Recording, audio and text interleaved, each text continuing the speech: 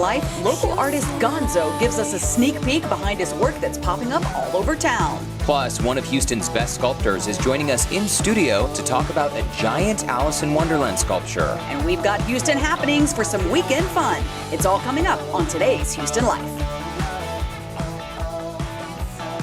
Hello, everyone, and welcome to Houston Life. I'm Derek Shore. And happy Friday. I'm Jennifer Broom. Now, have you ever looked at a painting or work of art and thought, I wonder, what's the inspiration for the piece? I certainly have done that. And today, we're going to introduce you to a few Houston artists whose work you've probably seen all over town. And one of them, you just saw him in action creating that awesome Houston Life mural. He is known as the Godfather of street art. Gonzo is here with us today. What's up, Gonzo? I know. That was so cool. Now, we saw it in time lapse. How long did that actually take? Actually, it took about an hour or so. It's funny how quick an hour can get condensed down to 22 seconds. Amazing. Thank you. I appreciate that. And thanks for the invite to come out here today.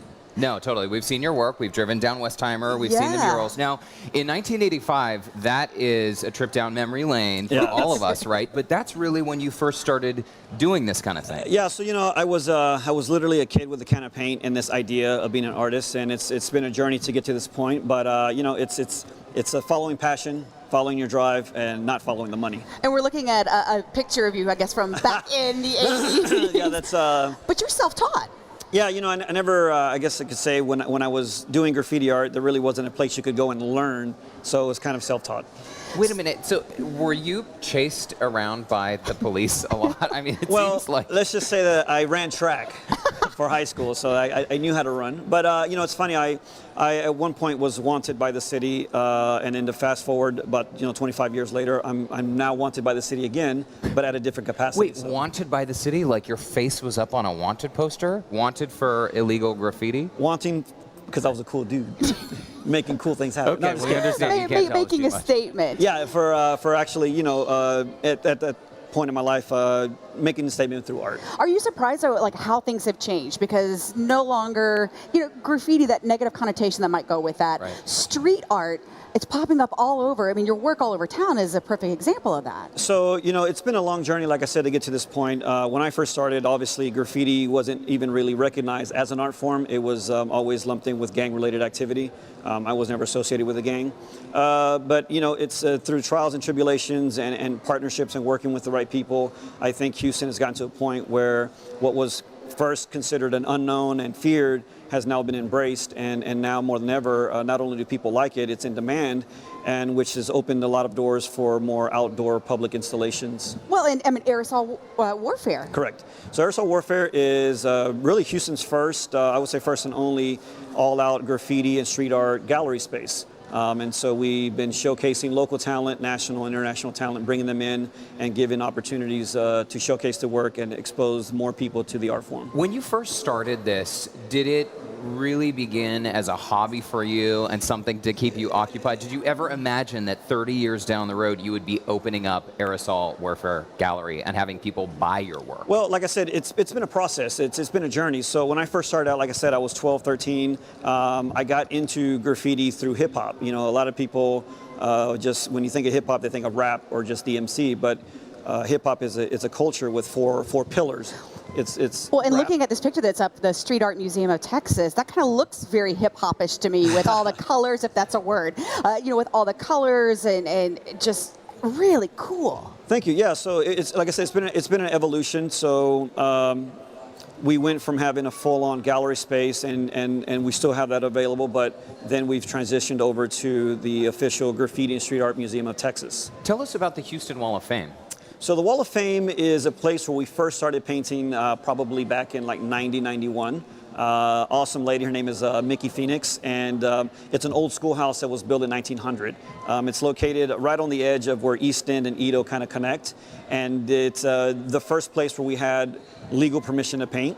It's funny, we were driving around looking for a place to paint, and we saw this nice wall, so we jumped out and we're about to start painting, and Mickey comes out, and I don't know if I should say this, but she was armed, as all Texans are, and she was like, "What are you doing on my property?" Like, "Well, we're about to paint," and she didn't believe us. I popped my trunk, and the entire trunk was full of spray paint, and she didn't believe that we were going to paint something with spray paint. She thought we were there to do other mischievous things, and she said, "All right, I'm going to give you an hour to do something. When I come back, there better be art on the wall."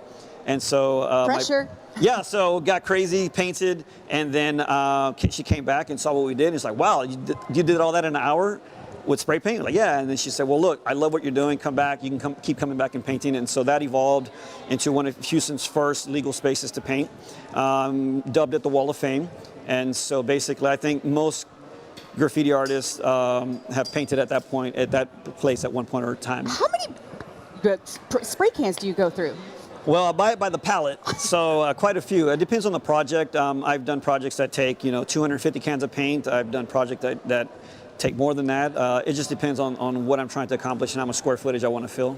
What do you think people know you most for? I mean, because I know some of your most popular murals are like the Houston Is mural, the Downtown Public Library parking garage. Right. Do people ever come up to you and speak to you about some of your work they've seen? I'm honored and I'm blessed anytime someone comes up to me and says, hey, I've seen your work, I love what you do, and I take that to heart. I think more recently, what I'm really known for is the mural on the side, the one that we're looking at now, on the side of Treebeards. That is unbelievable. That was an awesome opportunity in partnership with Houston First, and basically I was commissioned to create that mural. That one actually took about 250 cans of paint to create. I mean, And a lot of looks ladders or huge, scaffolding, right? Lifts. Lifts? Yeah, Is that yeah. how you did it? Yeah. How long did that giant one we first saw take? So the first one that we just saw, it took over the course of a month, but it took consolidated about 2 weeks worth of work. What about the one at the library? The library was actually really fun. It was really cool because not many people know there's an actual parking garage underneath the library. And so when you go visit, I think it's a really cool treat to see a full installation inside the parking garage. That one took us like maybe 3 or 4 weekends. We had to work after hours, which is really cool because the garage is literally underground. So it took me back to my roots of painting underground, literally. And it was during the winter months, so it was nice and cold. And a lot of paint fumes, I bet. Yeah. Yeah, but we were masks. Okay, Definitely. But did you get some inspiration from your roots in that one in the garage? Every time I paint, I always use my environment as inspiration. So whatever I'm surrounded by, I like to tap into that and then through that create the artwork. What about St. Arnold? St. Arnold Brewery, that's one of our favorite so places. cool. You know what? I think everyone in Houston or in Texas definitely needs to tip their hat to St. Arnold's for really blowing up the craft beer scene here in the city. And also, I mean, Brock Wagner, the owner, is a huge patron of the arts. He likes to support local artists, and thankfully, I've been happy to be commissioned by St. Arnold's to do a wide variety of things, like the car that you're looking at now. And some of the beer cans. Yes, actually, I was honored to be able to design the R Car IPA can. Which, if you haven't had it, it's really good beer.